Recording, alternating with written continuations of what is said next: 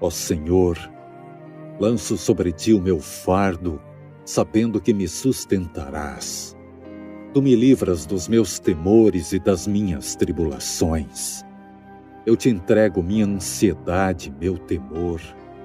És meu socorro em tempo de angústia.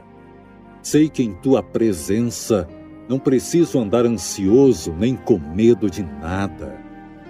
Eu me nego a alimentar o desânimo e em vez disso escolho este dia para encontrar em ti meu alento. Teu amor me consola e leva todo o meu medo. Teu poder em minha vida dá-me força e faz-me seguro. Fica comigo, por favor. Toma conta de todas as coisas. Em nome de Jesus.